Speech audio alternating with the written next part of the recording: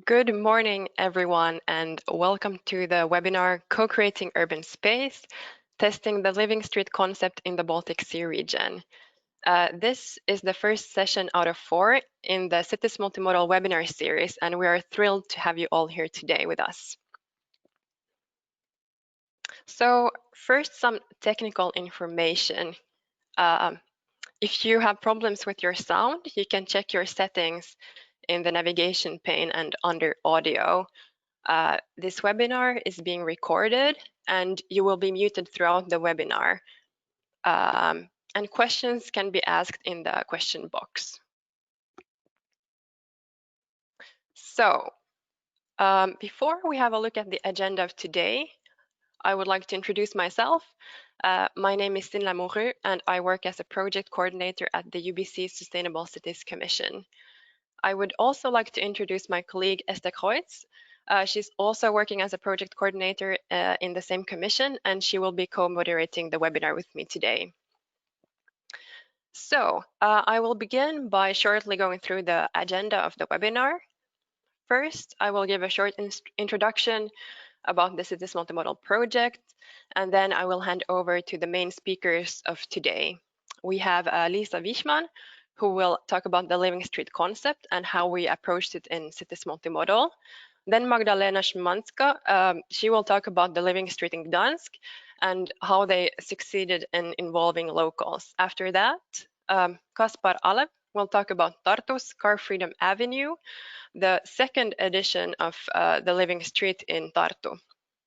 And last but not least, we will gather our speakers in a panel discussion in which they will get some company from Michael Abraham from the Technical University of Berlin.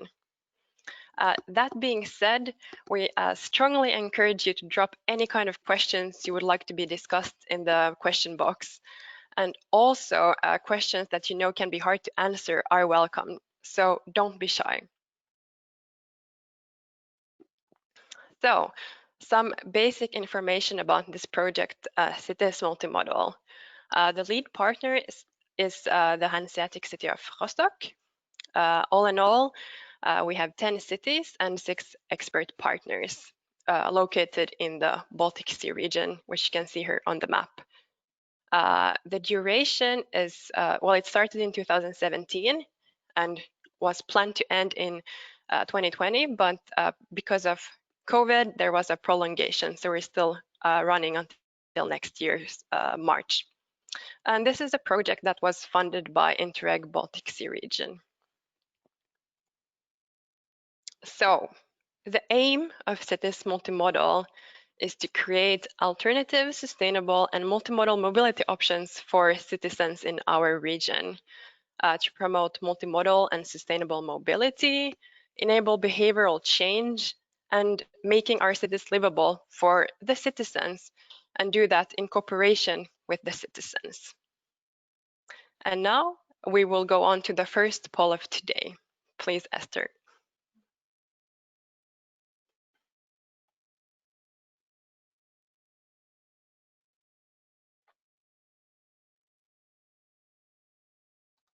Yeah, so the first poll question is just to get to know a little bit more about you, all our participants.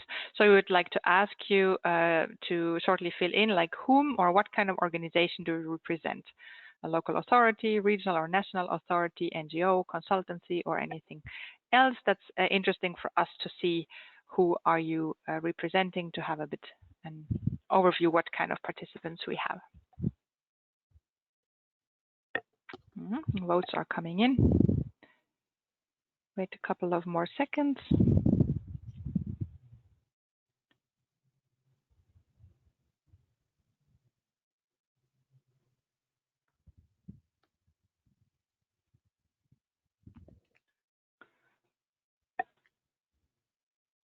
Okay, we have almost 90% voted. I think that's fine. So I'll close the poll and I'll show you as well.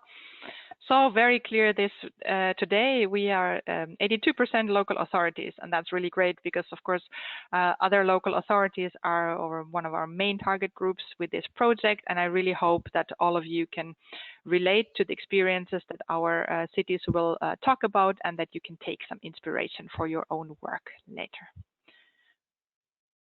Okay, thank you.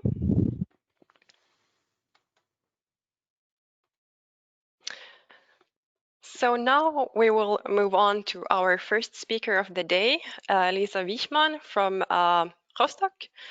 She is working as a project coordinator, and she is she represents the lead partner in Cities Multimodal. So the screen and microphone is yours, Lisa.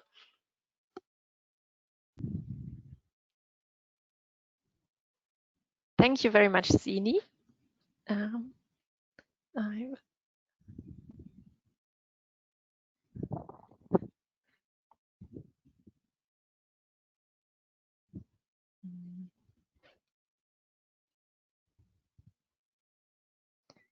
Okay. So yes, thank you, Zini and Esther, for this nice introduction, and good morning, dear participants, and welcome to our first webinar in the Cities Multimodal project. As Zini already told you, my name is Lisa Vichmann. I'm working as local project coordinator for the city of Rostock since 2018. And as you already learned, Rostock is also the lead partner in this project, mainly coordinating the communication activities and activities and the communication in the project between all those partners, with the help of our external partner, Team Red. Today we want to speak mainly about living streets and the living streets concept, and we in Rostock were mainly responsible for coordinating this activity. This is why it's really nice for me to have the opportunity to start first, and I would like to give you a short introduction to this concept. What is a living street? And to talk a little bit more about the approach that we in our project took to create own living streets in our cities. Before then, our project partners from Gdansk and Tartu will present their activities and their living streets in more detail.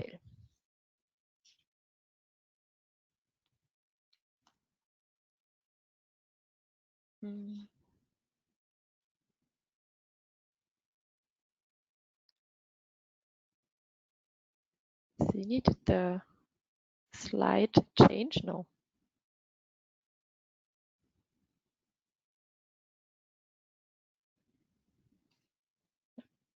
Okay, so yeah, maybe I start with the problem, or that the challenge that we are all dealing with in our project. The main challenge is the car traffic and the bad consequences that we in our cities have to deal with. So you all know them, these consequences. So this is congestion, air pollution, noise, but also, as you can see on the picture on the right side, streets full of metal and streets full of cars. And the question that we would like to raise is this really livable? If we take a look at this picture, I think it's quite easy to answer that this is not how we would imagine a livable city. So what is needed is a change of behavior. It is, of course, also needed to have alternative mobility options, mobility solutions like shared mobility or so. But in order that the people make use of these alternative mobility solutions, we need to also, first of all, initiate a change of behavior among the citizens. And the approach in our project is to test temporary actions or interventions in the street as campaigns in order to promote such a sustainable travel or mobility lifestyle, let's say. And in order to then initiate maybe a behavior change. So we would like, or we tested in Cities Multimodal, temporary actions and interventions as campaigns in order, to start or to make people start thinking of a different behavior in terms of mobility or their daily mobility. So the objective in the project was to test the concept of living streets as one type of temporary intervention in the street. The living streets concept was developed in Belgium by in the city of Ghent, the Belgian city of Ghent, and was developed by the NGO Lab van Troje. There, since 2013, many living streets have been implemented, and every year many living streets are still implemented there. The idea behind it was to empower residents and citizens to transform the street in front of their houses into more green and social spaces. The background of the project or the living street concept there was a social experiment. The aim was to strengthen social cohesion and strengthen the dialogue between neighbors in order, to strengthen solidarity also among residents. And the approach was that residents are empowered and consult each other and start a dialogue about how do we imagine the street in front of our houses. So this was the background for the living streets in Belgium, how they started.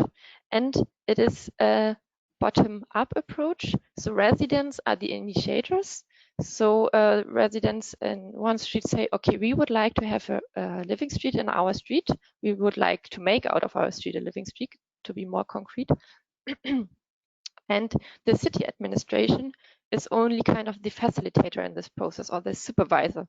So the city is only providing permissions, for example, for reorganizing the street, reorganizing signaling, or providing street furniture. But the initiators and the main organizers of this living streets campaigns are residents. And now I would like to show a few pictures just for you to get an impression how a living street could look like, or what a living street could look like. Here you see, these are all pictures from Belgium, mainly from Ghent, that you will see. So you can see citizens have put out turf or rolled turf in front of their houses, put out benches, chairs, tables, in order to spend some time together, get an exchange, start a dialogue, and make it a more green and a more social space, the space in front of their houses. Here you can see that it is really up to the citizens to create the space in front of, or to design the space in front of their houses.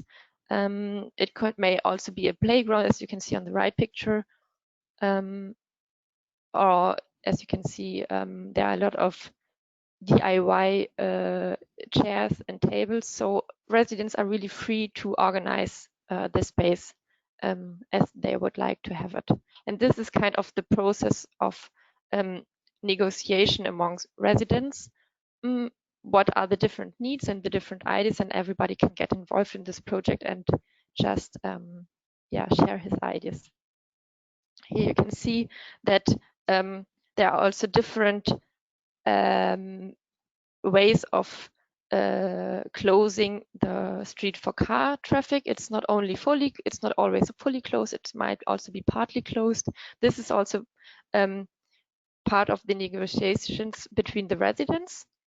So residents also see, okay, where can I park my car else if this street will be redesigned, and so the residents have to find solutions for these, let's say, problems or these questions. Here you can see a picture before and after. on the left and in the middle of in the mid picture. And you can see also on the right that it's a project also about responsibility. So the residents get also owner kind of the street because it's their project, and they also have to keep it clean, as you can see here, for example. And it's also about making the street greener place, so putting out flower pots, greenery, as you can see in the middle of the picture. So you can be creative and develop own ideas, or the residents can do so.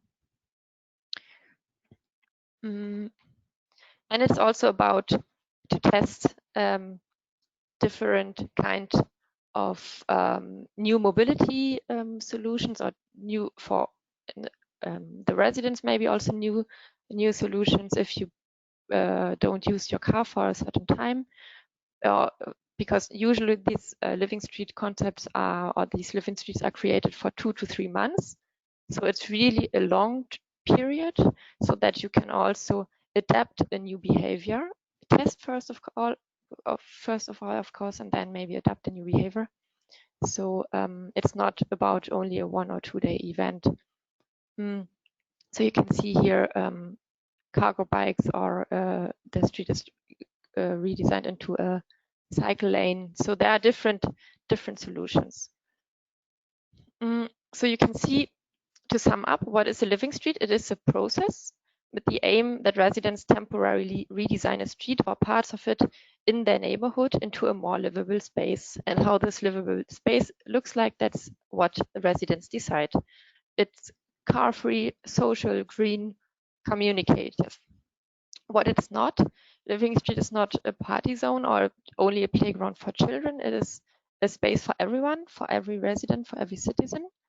It's also not the privatization of public space, so everybody can use it. It's not to close off the street for a certain group of people.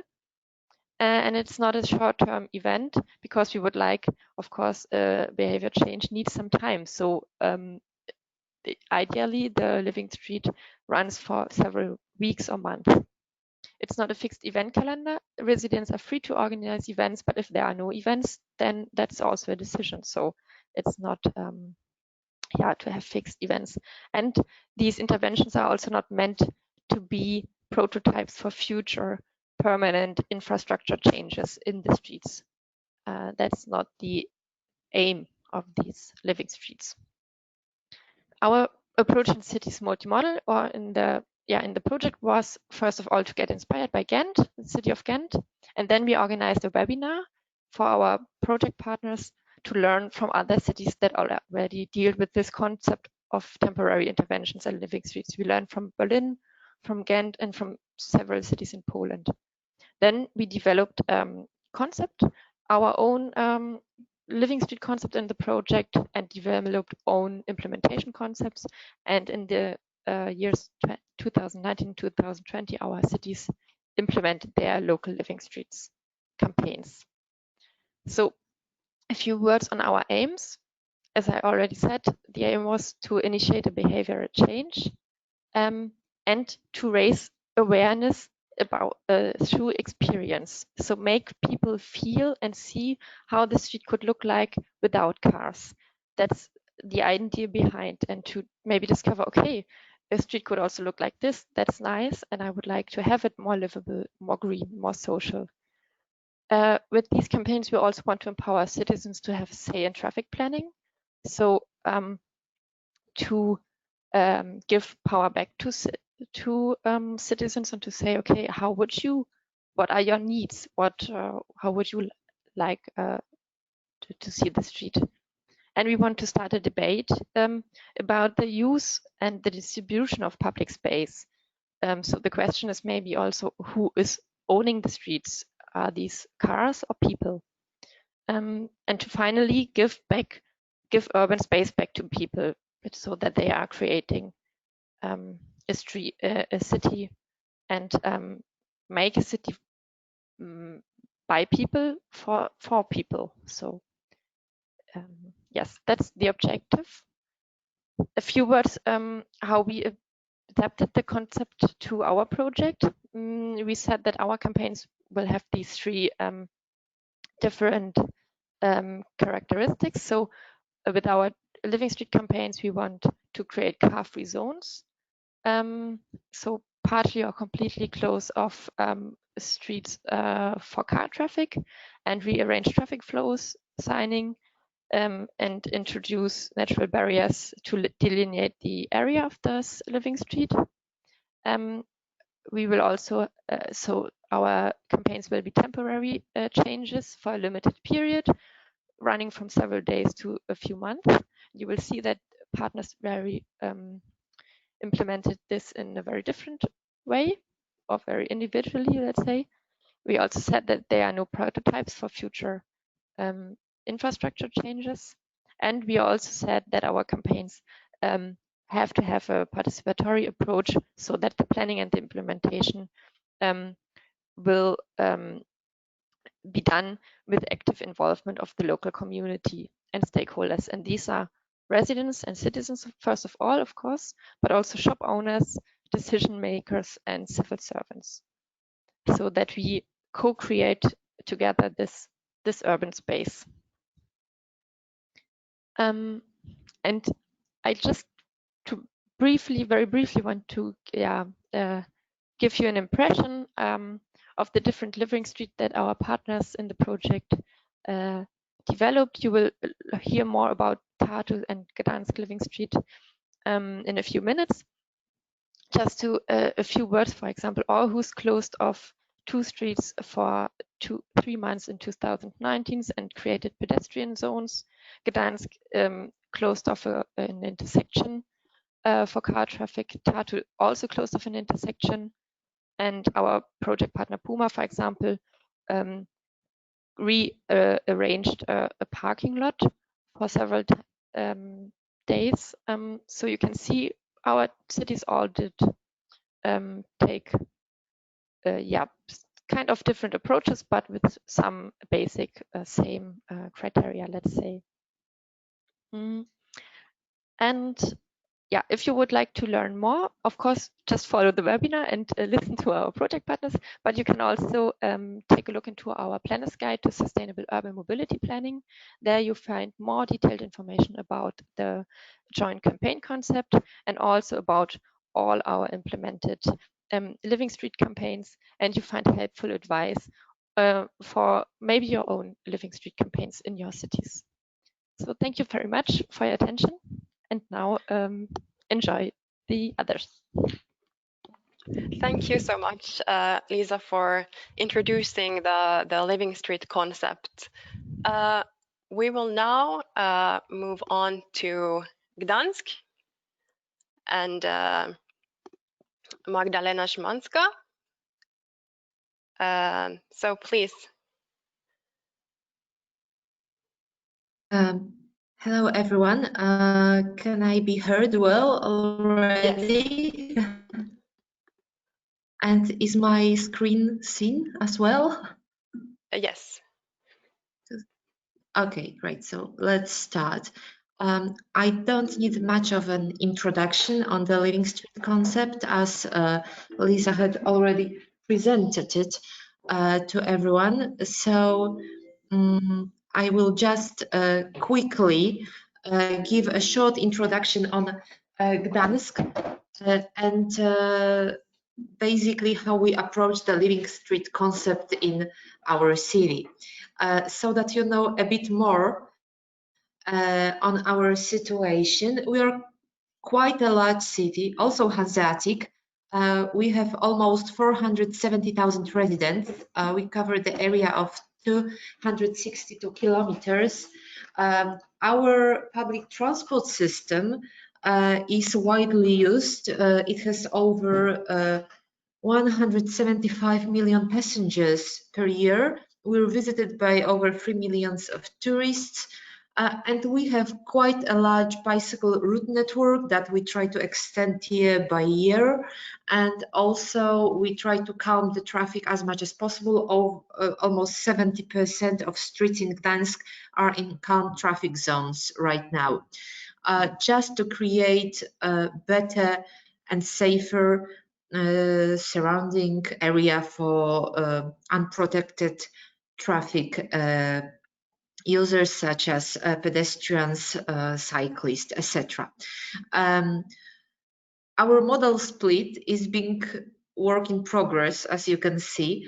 We are quite proud of our percentage of daily cycling trips, which has raised significantly from 2% before 2009 to 6%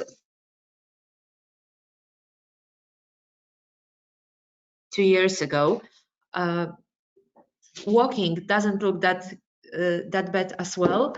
However, our public transport, we believe, could swap the percentage with private motor vehicles travels, and we're trying to conduct also, not only investment, but also introduce soft measures in order to change this proportion.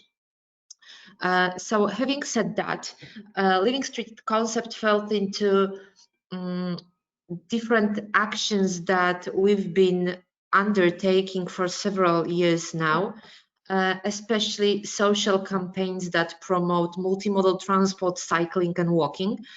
We wanted to involve citizens. We cared about social interaction. We wanted the street to be perceived as pedestrian and cyclist friendly meeting point.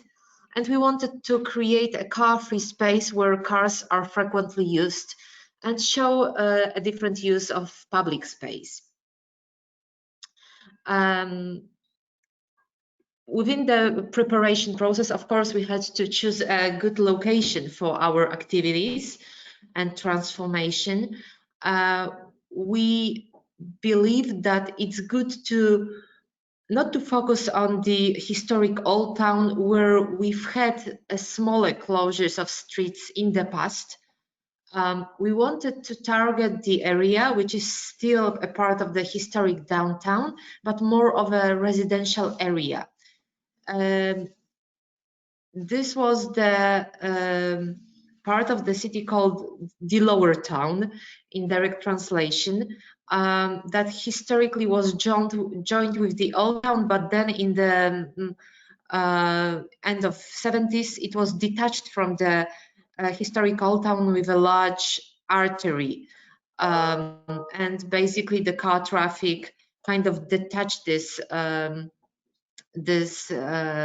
of the city from many tourist attractions, and it also probably kind of lowered the quality of life in the area. We, together with our traffic engineers from Roads Managing Authority, we chose an intersection of 3 streets. And I should have also mentioned that this area is being revitalized nowadays. It's a close neighborhood of a primary school and the Contemporary Arts Center. It's also a location of multiple social institutions and NGOs. That's the image from Street View. And that's the place that was our main focus for the activities. Deciding on a timing, we have been participating in a European Mobility Week for 14 years now, and we decided that it would be good and in line with focus of European Mobility Week, because one of the activities that are usually being promoted there is actually closures of streets. However, European Mobility Week is always 1 week long. It's always the same week of September. We extended it into 2 weeks so that we don't go into the all effort just for 7 days, and so that this temporary change is a bit more experienced, and so that we give more chance to residents to experience all the attractions that were prepared for them. I proceeded a bit too quickly. Basically, that's just a drawing of a temporary traffic organization that we introduced. And we introduced barrels, bike racks, flower pots, such as natural barriers disabling car passage. And we wanted to return this space to residents. So here are just some pictures of what we did. First, we were intending to cover the intersection with grass. However, we were introduced also for financial reasons and ecological reasons to use sand. Later, even though we consulted this idea widely and really focused on media relations and communication via our channels, some of the residents that didn't really like to go around and modify their car-centered lifestyle were criticizing that it looks like a beach in the middle of a city, or that it looks like a cat tray, etc. However, as I've said, we introduced it within the agenda with the European Mobility Week, and therefore enriched the agenda of different activities focused around sustainable transport and sustainable development of our city. We're trying to involve as many residents and institutions in the area as possible, so that they kind of have the ownership of the idea as well. They can co-create the space and the activities, and get the better understanding of what it's all about and how their life could look like if this wasn't a transit area for cars only. So from the very beginning, we had primary school on board. We've also had a sponsorship of the airport, who is actually not in the close neighborhood. I already mentioned Contemporary Art Center. There is a large clothing corporation that is in the area. They also supported us. Health clinic, we have the bike service on board, also Gdańsk Municipal Center for Sports.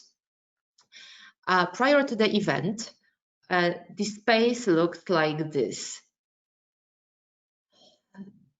So it's a nice historic area with paving stones, etc. However, nothing special really. You don't see a lively environment. Here you can see some pictures of the work in progress when we were preparing the area. And it's already starting to look like more people-centered than car-centered area. And during the event that went on for 2 weeks, it already looked like this. You can mostly see kids on these pictures. However, the space was visited by different age groups and really people coming from different social backgrounds. Here you have a picture of children and adults having a first aid course.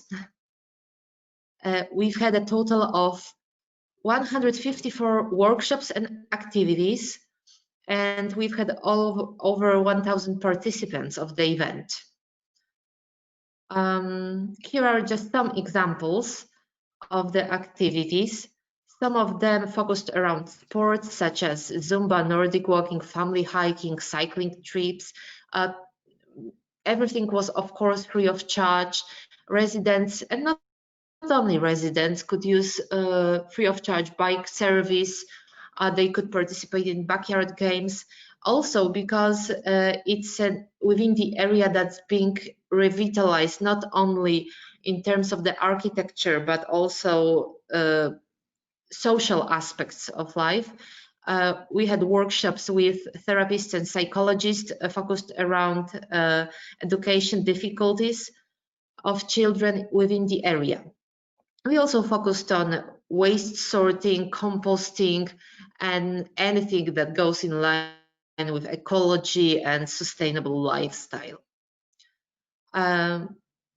When it comes to media relations, we used all official communication channels that we have within our municipality. We addressed local media with press releases, and also we had a media briefing on the site, and our deputy mayor met with journalists, and we focused on social media. And when we looked on media relations record, we see that majority of content was in social media. So basically, that's all from me, and I'm happy to answer any questions if any arise, and I'm looking forward to our panel discussion later on. Thank you very much.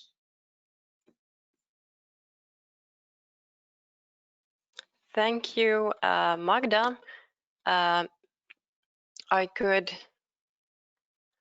briefly, just because there is a video of the Gdansk, there is a video of the Gdansk living street that we have posted on Facebook. So I'm just now going to put the link in the chat so you can watch it later.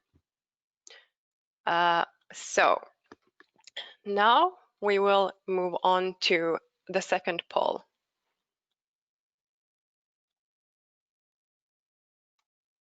Okay, yes, we'll launch the second poll, and now you have heard already how many different activities Gdansk has organized, and we would like to ask you, like, what do you think, what kind of solutions, activities would you consider successful if you would organize a living street in your city? What would be the main things that your citizens would be interested in to organize? This is, of course, just a very small selection now, but just to get an overview.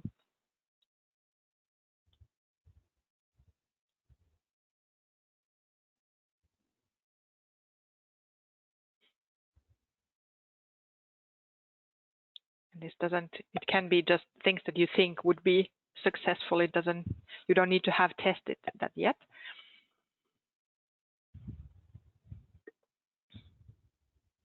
Okay, let's see if we get at least over 50% votes.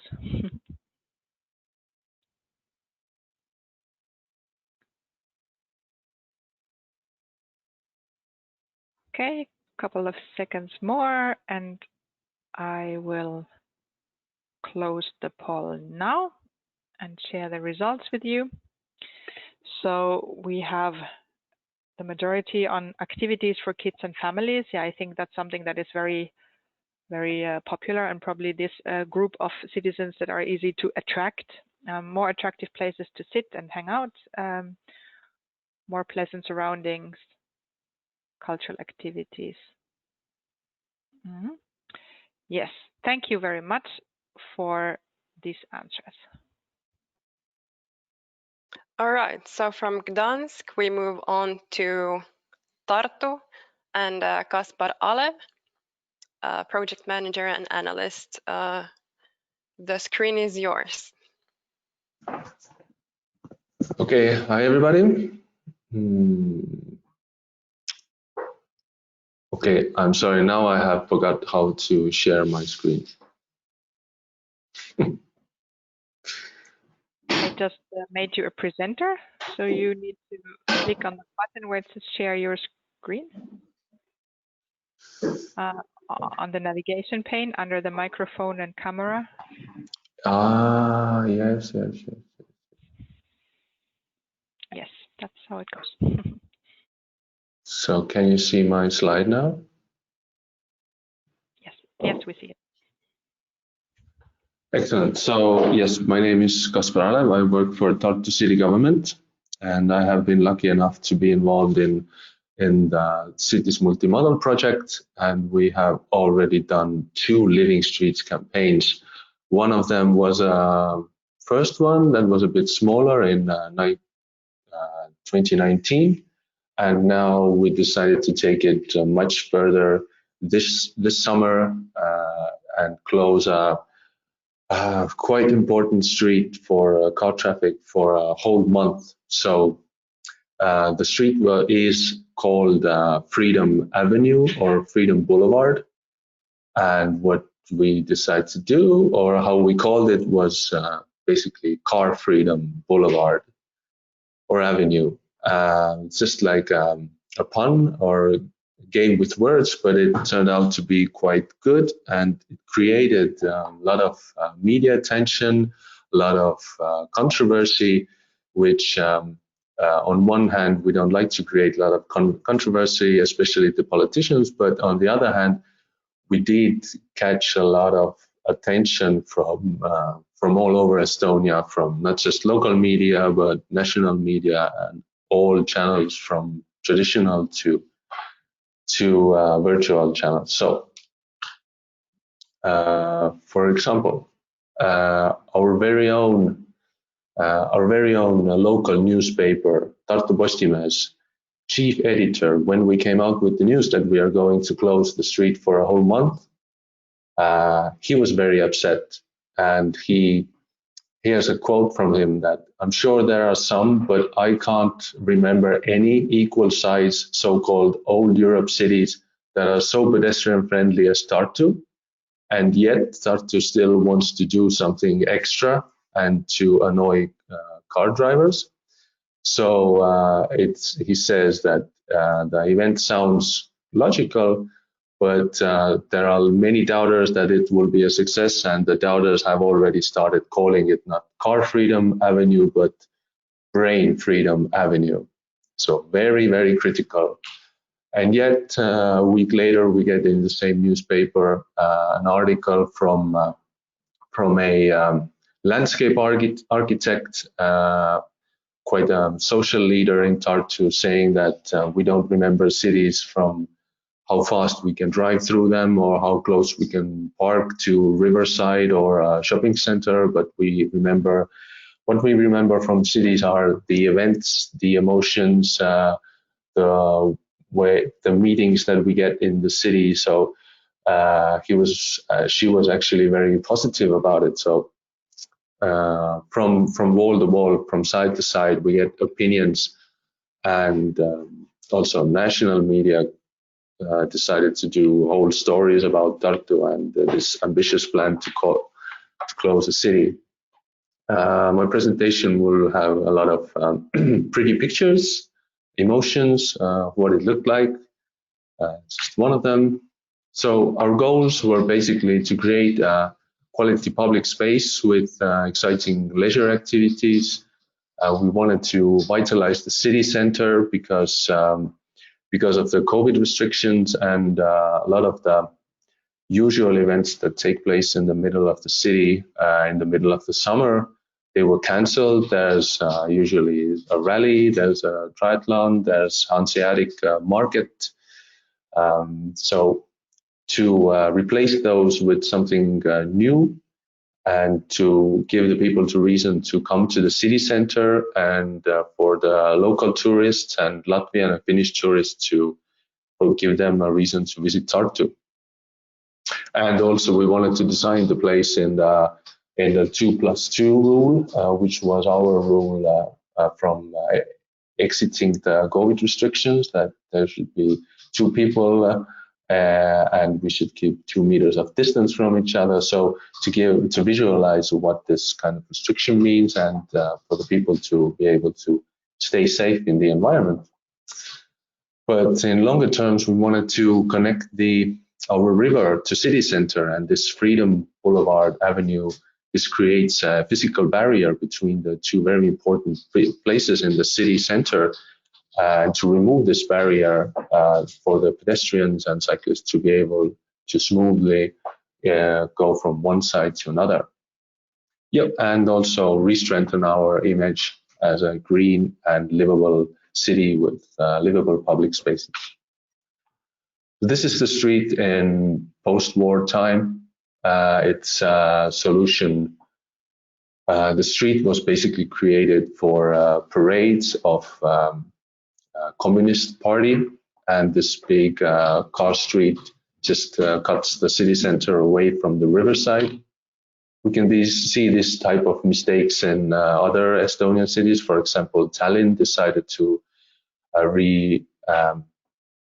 renovate it's one of its streets, bigger streets next to the seaside, and You can see it cutting the seaside away from all the other parts of the city. And this is what Tartu basically looks like right now.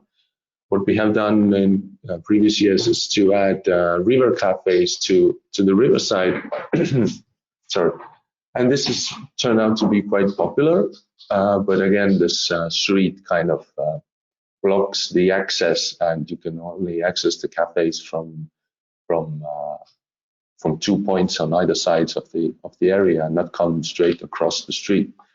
And this has created a way that the city center is more like a transit corridor.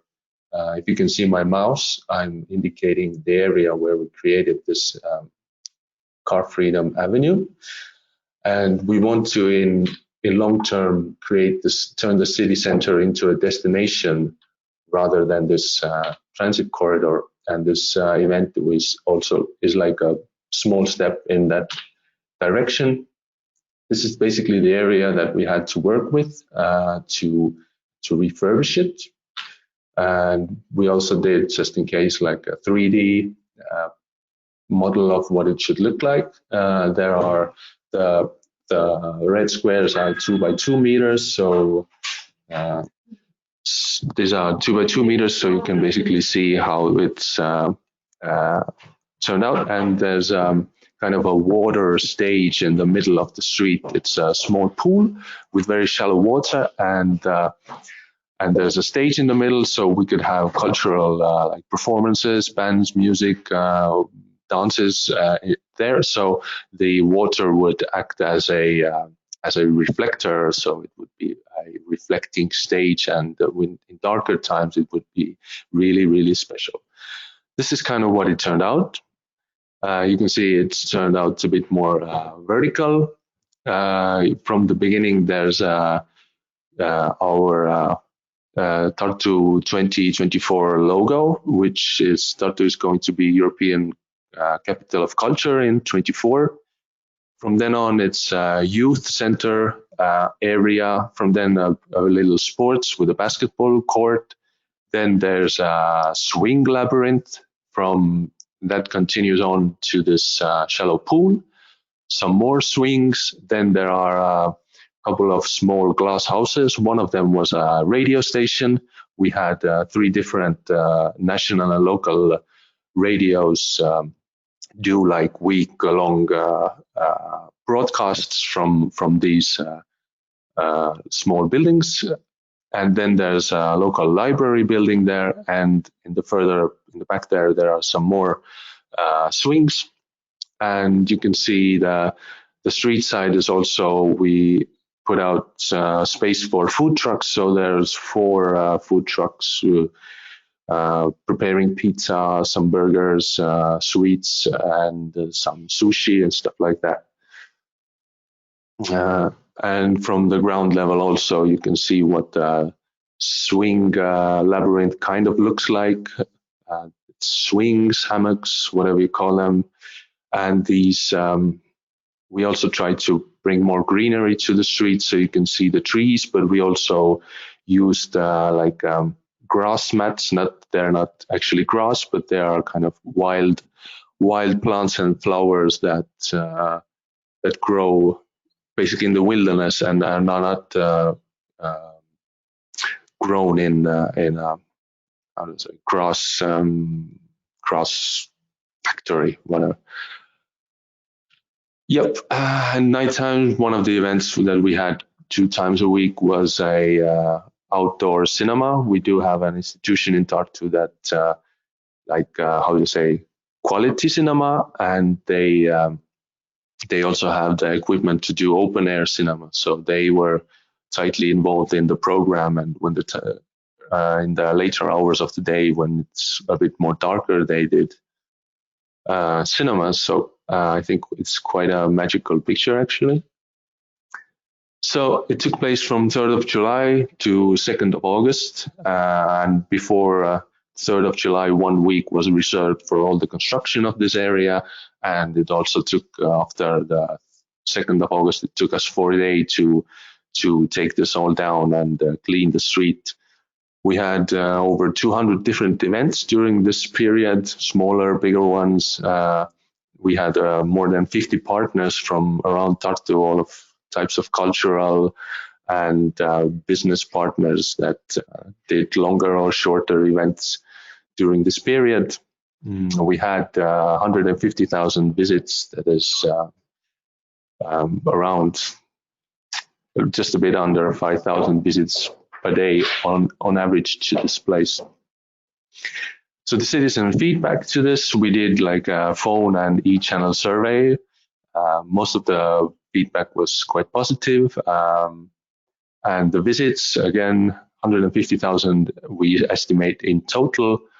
And we saw in our counting systems that from Monday to Friday around on average just under 4,000 people visited the place, and on a Saturday and Sunday obviously a lot more interest into the event, so around over 6,000 people per day during the weekends. The feedback from the citizens was quite positive. The attitude was positive. You can see over 40% thought it's a good temporary idea, and almost 30% thought it's a good solution and it should be even permanent. I think 1/4 of the people thought it's not reasonable, and 5% just didn't care. And on the other side, we see that 1% of Tartu people somehow hadn't heard about it. I mean, if you live under a rock in Tartu, maybe you don't see or hear anything about it. But other than that, 2/3 of Tartu people had visited it, whether it's alone, with friends, or with family. Yeah. So what happened was we did all this.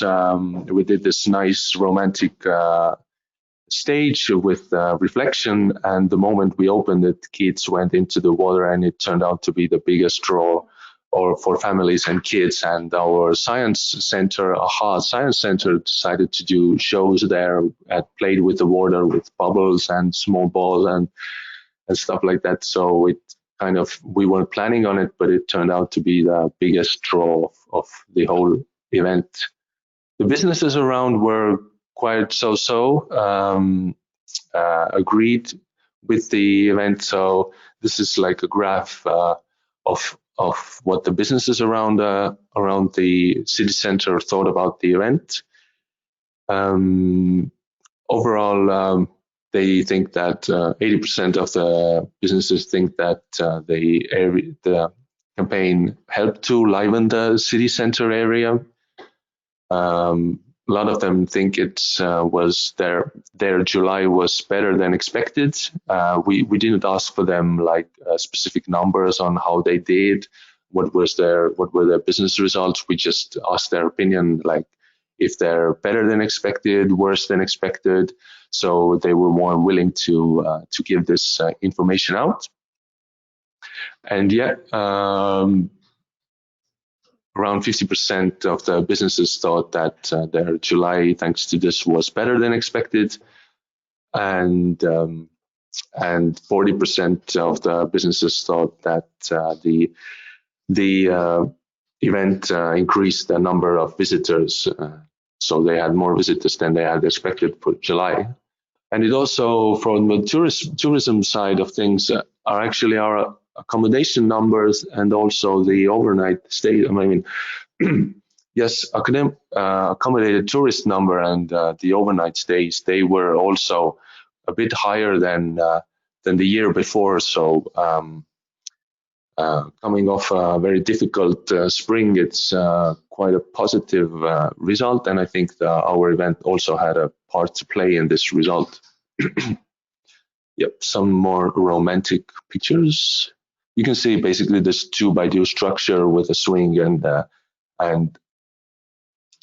displaying this restriction rule. Again, the swing labyrinth or hammock labyrinth. We used just interesting numbers. We used 15,000 nail guns, 500 square meters of fake grass, around 2 tons of metal was used, 4 kilometers of wood, which is around 10 cubic meters of wood, 4,000 strings. You can see the strings in this labyrinth hanging, and it was quite a fun attraction for the kids. We used in this shallow pool around 60 cubic meters of water. We changed the water every 2 or 3 days, cleaned the pool, and did all types of things to keep it safe. And around 25 square meters of grassland. We had obviously some DJs, some music there all the time. Whether it wasn't DJs, there was some music playing. Different culture, let's say, known people created their own playlists for this event. You could play them at home on Spotify, or they played here for the background, quite not very loud. And the media feedback basically was we had officially 36 media stories, so at least one a day from TV, radio, national newspapers, digital media. And we basically gave work for our national and local media for 2 months straight, from June to the end of July. And even when our, let's say, media coverage was kind of coming down somewhere in the end of July, it turned out that Riga, they did the same type of event. And as a coincidence, they did it on their Tartu street, or Tarbatiela. There is a street called Tartu in Riga. So it's a great coincidence, and it took the whole theme back into media again. But the discussion on media, we would say, is a bit flat. They were just very pro or very against the event. There was nothing in between, like what type of city do we want in the future. But I mean, at least it's a beginning. But what we did, we didn't promote our events. We didn't have like a long-term program. We only promoted our events like the very same day or day before. We did it to avoid like bigger gatherings of crowds. So if we could have done like a longer promotion, it would have helped us a lot. And just some traffic measurements also for you. What we did, we asked Google every 15 minutes, how long does it take to move around between specific points in the city, considering that we had closed the street, entering the city, exiting the city through this street, or on an alternative route. Basically, you can see it on the map here, enter and exit to the city center. And basically, what we found out was that the event didn't have much effect in July. On average, travel times, whether it's entering or exiting the city, the bigger effects are maybe in September, when everybody's going back to school and work. But it did add a lot of randomness to the traffic in the city, because the random maximum travel times increased between the period when the street was closed and when the street was open. But I would say the fears were overhyped. It didn't turn our city traffic into chaos just because we closed this street. And we also saw like a traffic adjustment. So the week we closed the street, there were a lot of delays and the travel times were quite long. But then people understood that maybe you don't take a car or you take other routes, and the travel times, they came down. So thank you for your attention. Aitäh for your attention. Thank you, Kaspar. You have definitely taken the words car freedom to the next level in Tartu. So before we move on to the third and last poll of this webinar, I would like you to, or I would remind you to ask any questions you might have to our Living Street veterans in the chat, because we will soon move on to the panel discussion. So this is really your chance, like if you're planning to or would like to convince, for example, the politicians in your own city to do this, now you can get some details and some background for your proposals. So please, Esther, the third poll. Mm-hmm. Yes, we have one last poll for you. Even though we have now heard, we have partly heard already that it's not always the easiest to initiate a living street. We'd like to ask you that what do you think, what you consider the main barriers in your city for a living street or some similar temporary action? Would it be a lack of political support or lack of resources, money, the lack of commitment perhaps from civil servant side to initiate something like this, and also perhaps the missing contact to citizens? There's something like this that you would consider a barrier for you to start this. We will go more into details also now in the discussion about what this means, and I think the colleagues will also share some of their barriers, and we can take up your answers and see if they have overcome those barriers that you might think to experience. Okay, we have 50% voted. Now might be also difficult to answer. 5 more seconds.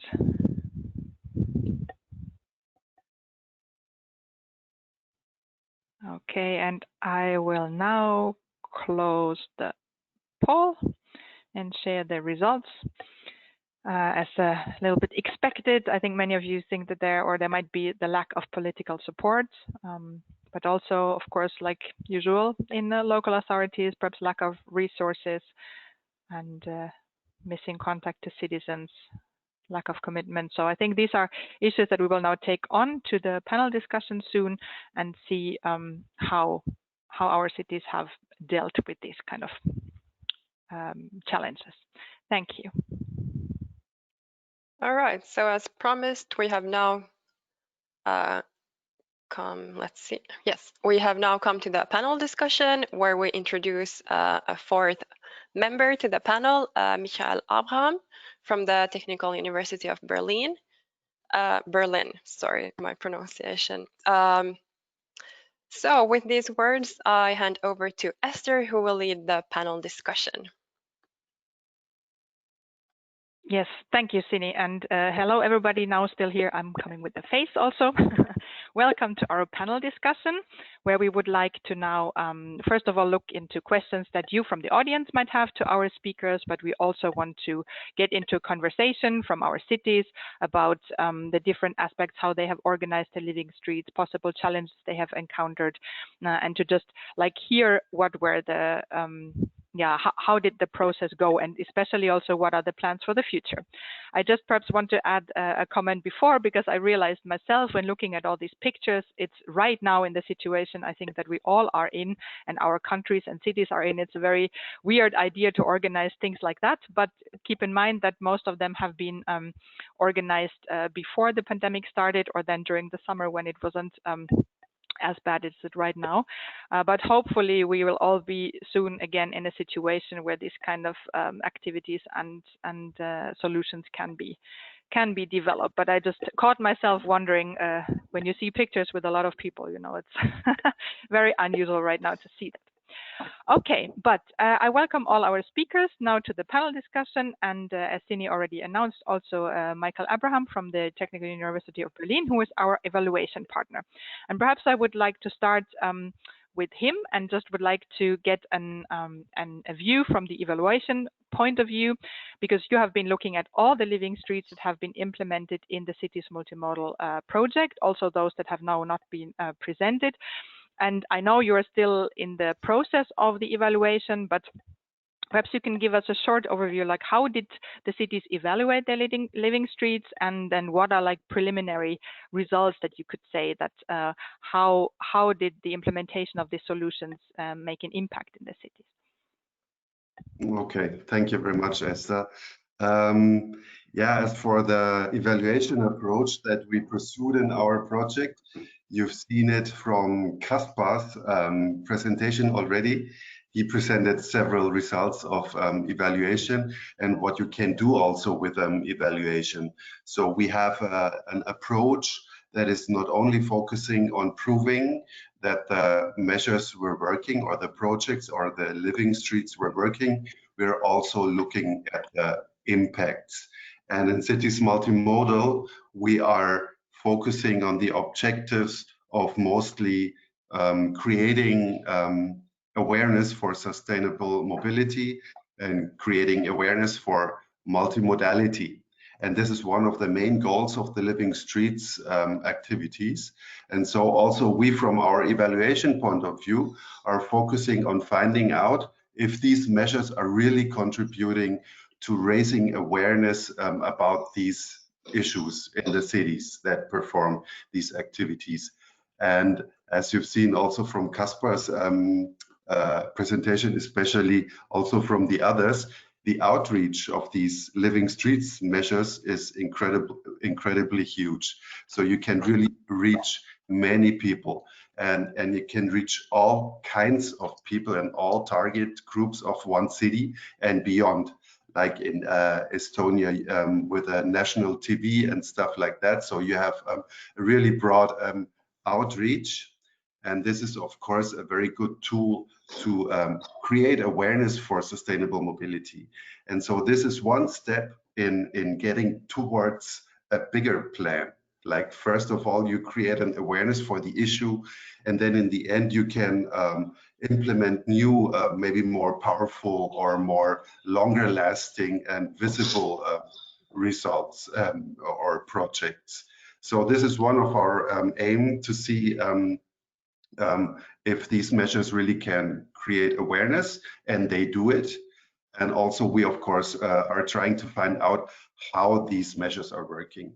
And you just mentioned, Esther, in your last poll, one big issue that we are trying to assess, and this is the barriers and also the drivers that occur when cities are planning or implementing or conducting these kinds of measures. So we are really asking them during the process, how does it work? Which barriers do you experience, and so on. So in the end, we have a good result, and we produce, of course, reports and documents and nice pictures and graphs. And from all this, other cities, of course, can really learn about the expected effects of measures such as this. So this is, yeah, and we learned already a lot for our work in the Cities Multimodal project already. Yes, thank you, Michael. I would just like to continue with the topic on the barriers, because I mean, it's really, I mean, they were really great pictures, and I know that your Living Streets were really successful. But Kaspar also already mentioned that, of course, there are always barriers, and we have seen now that very usual barriers in this kind of for cities to implement this kind of solutions is something like a lack of political commitment, or then also the lack of money. How did you in Gdansk, for example, like how did you get your politicians on board to get the okay to do your Living Street? Probably this wasn't the first closed street. We first did it in like probably 8 years earlier within the Civitas Mimosa project. We also have been running social campaigns promoting sustainable transport, such as Cycling May or Bike to Work, for quite a few years now. So we have our Deputy Mayor for Sustainable Development on board for years now. And also having support from the Interreg program with high co-financing rate helped a lot. Yes, of course. I mean, in our case, of course, it was part of a project plan. So that's something that I would like to come back in a moment still. Of course, this was planned. It was in the framework of a project. But thinking about the future, if there is no project anymore, of course, it's really good to maintain this kind of political commitment, the connection to the decision makers, to probably also involve them, to have them participating, to see what this can make. And of course, one big issue for local authorities is always the money, like where to find money to do things like that. And here we come to a really concrete question to you, Kaspar. Can you tell, like, doesn't need to be the exact number, but like how much was the budget for your Living Street implementation approximately?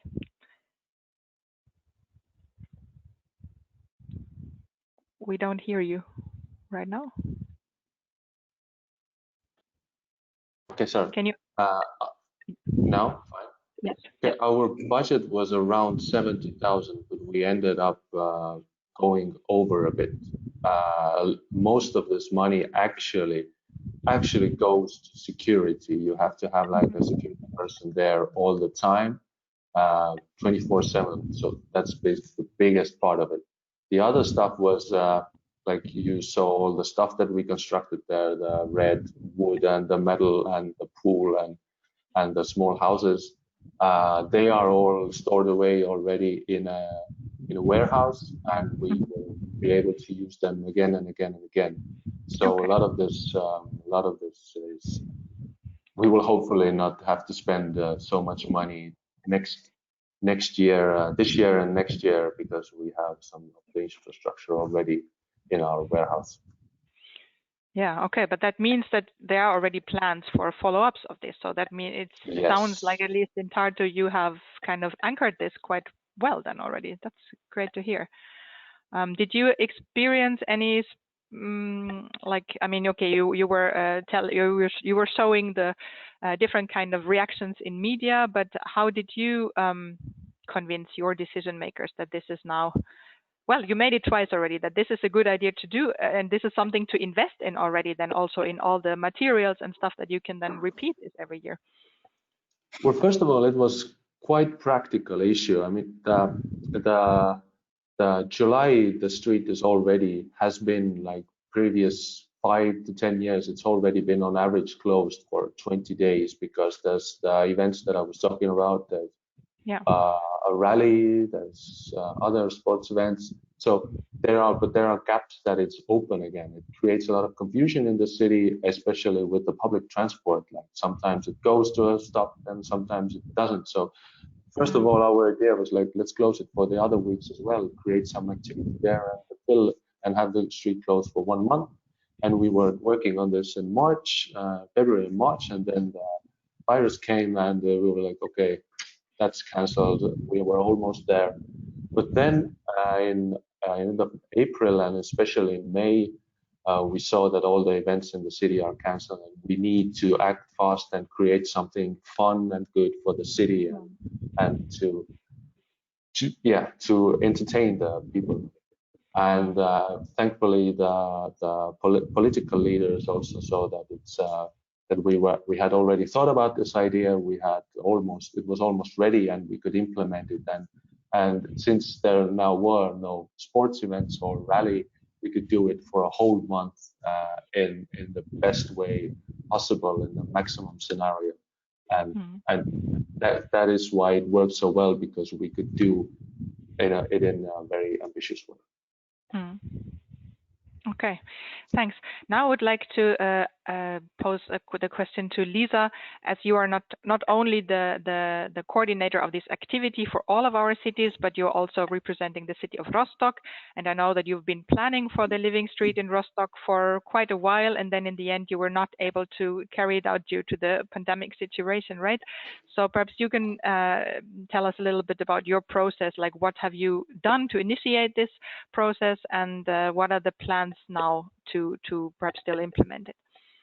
Yeah, thank you, Esther. You are completely right. Unfortunately, the pandemic started, yes, as we all know, in March, and we could not implement the living street because our approach was really to organize a lot of citizens workshops together in the streets, and so that the neighbors meet and that they really create their street. And this was unfortunate, and this was planned for, let's say, spring and summer this year, so to have the living street then maybe implemented in end of summer for several months. And as we could not start this process of participation, we finally decided, okay, we will postpone the living street project to next year. But as you already mentioned, we already started this process of participation before and organized, for example, one first workshop on a ship with local initiatives, just to present the concept already and just to brainstorm a little bit how could we organize such a process, because we really didn't want to organize the process as a city, but wanted to give this to those residents living in the quarter. And that was already a great start. And as I said, on the one hand, Corona led to the postponement of this project. On the other hand, we also got more political support for it due to the pandemic, because shop owners and restaurants asked to open their, or to get more space for their shops and restaurants. And the politicians wanted to extend their space. This was not possible to do so this year, but it might be an option to do this next year and to connect all these different wishes, let's say. Mm-hmm. Yeah, I really hope, I keep my fingers crossed also that you are able to continue your process and actually implement it, because I know you have put a lot of effort into this, and I think it's a pity that it didn't work out now, but let's hope for next year. Now I would like to ask you all on your opinion, or like just to get a statement or comment from your side concerning when we look back to what Lisa presented in the beginning. She presented the concept and like what, let's say, theoretically a living street is, and of course every city is interpreting it in its own way. And in our project, as we all know, it was part of our project. So of course, in this case, it was initiated by you as city representatives. It was initiated by the local authorities.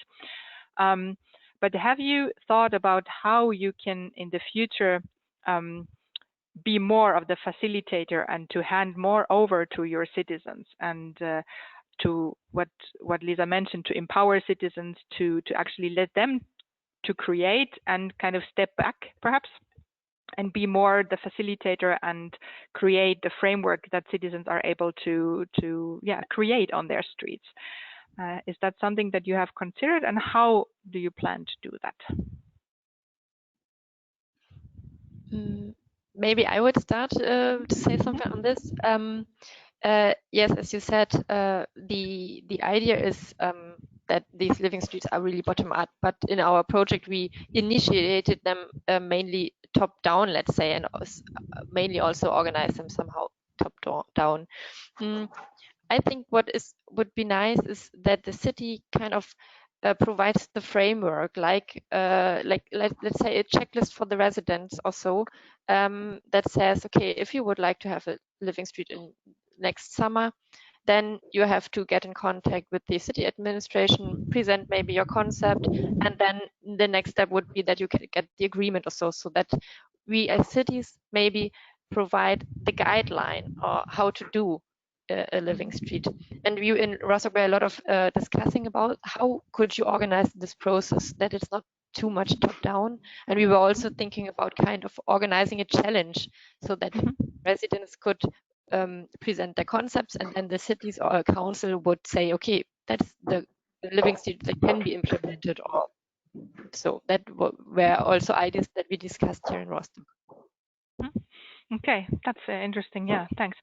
How about you, Magdalena or Kaspar? I mean, you have now organized the living streets. Also, if I understood it right, it was not really like residential areas, etc. Have you discussed to also facilitate living street implementation in more residential areas, or how do you plan to use this concept in the future? Perhaps Kaspar first. We had a workshop about 4 weeks ago about next year's event, and we were also discussing how to better involve our citizens.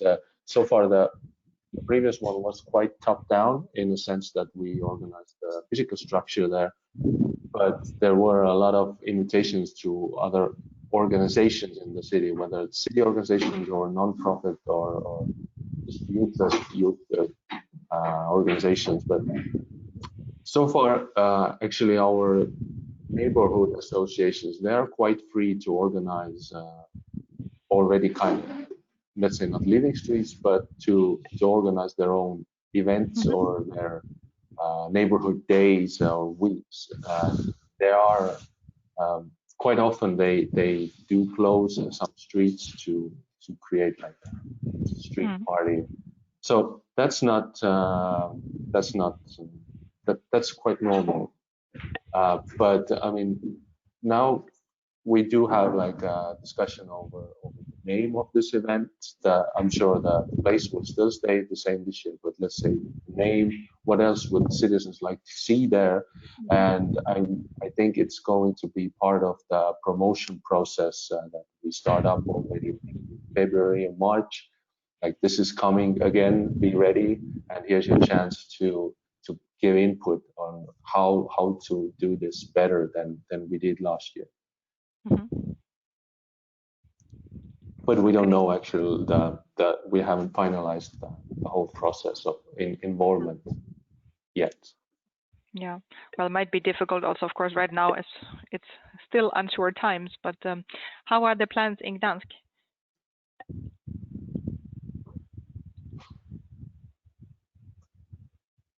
You have to unmute yourself, Magda. We don't hear you. Okay, it's because I'm on two computers. On one I have camera, on one sound. Okay, now we hear you. So just to clarify, in Gdansk, it was actually residential area. Okay. Also detached from the historic main town by the wide artery for cars, but still residential. We have no plans to repeat the event in closest future, but we think there is a potential within the European mobility framework. When it comes to the desire of residents to replicate the idea, first of all, we have a pot of money called citizen budget, and residents can apply to introduce their ideas within the city, and then they consult the ideas with the city. They can also seek advice on evaluating the budget, and then the projects are voted on. We are actually straight after the voting because everyone could vote until end of November. And the interesting thing is that you don't have to be adult. Children can also vote. So there were some ideas to create like parties in neighborhoods, etc. There was no closure of the street and living street concept as such, but if there was, we're happy to support it financially and in terms of organization. Obviously, if someone wanted to come up with an idea, we would guide them with our experience so far, traffic engineering support, and information on what permissions they have to apply for. And we didn't really have investments last year. We just outsourced services, so we wouldn't be able to assist anyone with ready purchased infrastructure or city furniture. However, there is some urban furniture that could be temporarily misplaced to be used at a space like this. So I hope this answers your questions. Yes. I mean, that's so there are, of course, I think living streets, as we say, it's a very flexible concept. It doesn't need to be the same every year. The main point is to get your citizens to co-create and to get active and to also see that they can have an influence on their neighborhood, on their city, and can make a change. And as we have heard, I think once this happens, even if the first time, let's say, it happens top down, it's something that it's always like showing by example, or how, Lisa, you had it in your presentation somehow, like learning by experience or something. You have to see it and feel it and have the romantic nights in Tartu and like having like experiencing it, that you can actually like move in your city in a different way. So I think that's it's just good to get an initiation first.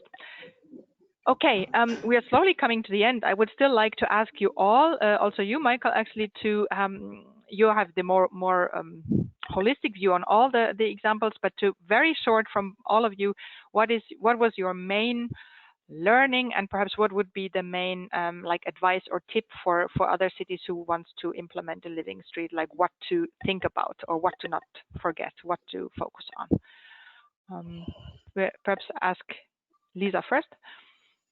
The main learning from, maybe this is also a very German perspective, is that the legal framework is quite difficult to implement such a restructuration of or closing a street for car traffic, and that this is something that you have to think of solutions, legal solutions before, and this takes time also to convince colleagues and civil servants. Yeah, thanks. Yeah, I think that's one very important thing we haven't touched upon. Yes. How about Magda? What would you say? Could you repeat the question, please? Sorry. Yeah. What would you say is the main point you would give as advice to other cities who want to implement living street? What to not forget? What to think about? Communicate, communicate, and communicate. Okay. Because you have to notify everyone far in advance. I believe that some of our cities are still dealing with being designed for cars and for car traffic, and the group of car drivers are very privileged, don't want to give away their privilege. So you have to notify everyone via every possible channel far in advance. And also prepare maybe some popular questions and answers, especially to have the answers handy for problematic questions. Have a person responsible for media relations and for crisis communication to react instant. That would be main advice from me. Yes, very good points. Thanks. Kasper, please. Yes, I especially agree with Magdalena with all the communications. Thankfully, we also had like half of the organizing team was our public relations team doing all the very quick work and answering on Facebook for all the criticism and questions and all of it like that. But I would also like to add that it's very important to just go for the maximum and go all the way and do the event as big and as powerful as possible, and only then you can actually, then there's nobody who's like it's not quite what I was expecting or I was told. If you go for the extra maximum thing that you want to do, then that is how you actually can achieve success. Okay, so think big is the motto. Yeah. Yeah. Okay. Thanks. And then, Michael, do you have a final comment or a statement? What do you think from your experience now, looking at all of these implemented approaches? Like, what is the most important thing to keep in mind for other cities? Well, everybody just said it. The most important thing really is to involve as many people as possible, and really to work with social media. And that's what we saw in the city's multimodal projects, that people are really active in Facebook and Instagram and stuff like that. And this also kind of creates a community and a real public debate, basically, which brings new ideas for further developments of the public spaces. And it really creates responsibility for your quarter, for your district, for your street, and it creates also identification and motivation to do something. So this is a very good tool to push the thing. And yeah, we were really surprised how well it worked and how many people are involved. Like the media response is incredible, and I think it's just time. It's everywhere the same. People are looking on these kinds of events, and it's now a perfect time. And I think next year, when the pandemic possibly is gone away, people will really be totally keen to be on the streets and to do everything other things besides car driving on streets. That's actually very true. I think this might be the right moment to try all this for next year. And I like what Kaspar said, that probably it's really good to like think big and really have a holistic approach on this solutions, and really try and be brave and experiment. And I think we could see in general, like the citizens, these who are the main target group for this, have mainly responded positively. So I really encourage everybody who is just even considering to implement something like this, get in touch with us, get in touch with my colleagues here. You can find all the info on our website. Elisa introduced already our planner's guide, where you can find more information. I think everybody is happy to give you some more information if you need. Yes, and I would like to thank all 4 of you for this conversation and for the discussion. Thank you very much. And I'll hand over to my colleague Sini again. Thank you. Thank you, Esther. So these are the last seconds of this webinar. We sit here in Turku and we just heard the church bell, so we won't keep you for very much longer. I would just like to announce that we have our second session in this series is coming up in January 14th. The link for the registration can be found in the chat. And also all the information is, of course, on the website. I will just show you the link in the next slide. So in January, we'll talk more about involving citizens and getting them on board and creating new sustainable solutions with them, for them. So thank you to all the participants. Thank you to the presenters. Here is our hashtag and the website address. So have a great day and thank you for listening in. Bye-bye. Bye-bye. Thank you. Bye.